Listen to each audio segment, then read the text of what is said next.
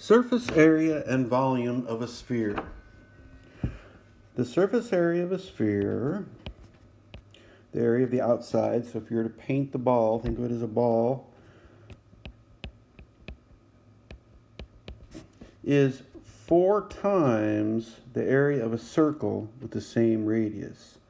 It's 4 pi r squared. So pi r squared is a circle, and 4 of those cover a sphere. So look at the circle inside. So this circle inside here, the area of that circle, if I put 4 of them around the thing, would perfectly cover the sphere. So that's a nice, neat formula. The volume of a sphere, this is an unfriendly formula, but you're going to have fractions, nothing you can do about it. It's 4/3 pi r cubed. Now notice that's r cubed, it's volume.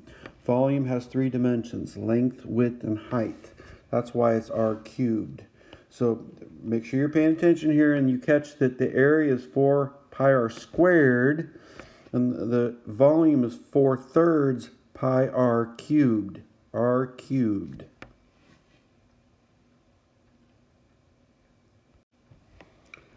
Let's take a look at an example. So we'll find both the surface area and the volume of this sphere. And again, you're going to have fractions with the volume, but it's not a big deal. And there's a video, if you go off the calendar, that you can make these fractions and reduce them very, very easily with Desmos. Go to desmos.com in the calculator.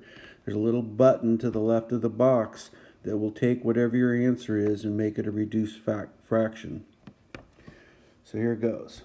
The area of the sphere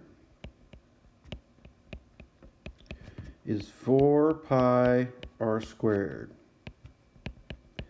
So the area is 4 times pi times 29 squared. So we'll go to our calculator and we'll take 4 times 29 squared. You get a big number, 3,364 pi, and that is inches squared. The volume, and this is the one that has unfriendly fractions, but it won't be a big deal, you'll make it. So it's 4/3 pi times the radius 29 cubed. Now remember that 29 is over 1. So I'm going to take below 3 times 1. So there'll be a 3 below.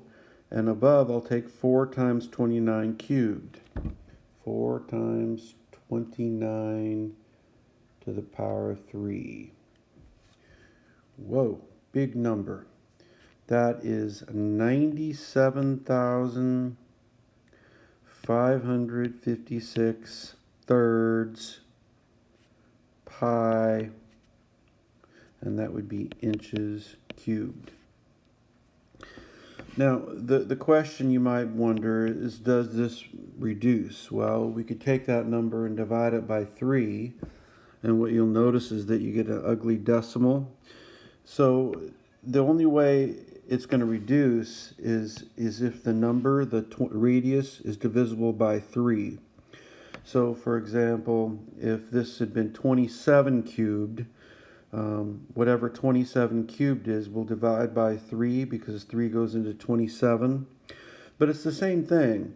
You'll take 4 times whatever your radius is cubed and divide it by 3. And if it comes out a decimal, you know it's not going to reduce. So just take 4 times 29 cubed, or whatever your number is, put that up top, put your 3 underneath it, and there's your answer right there.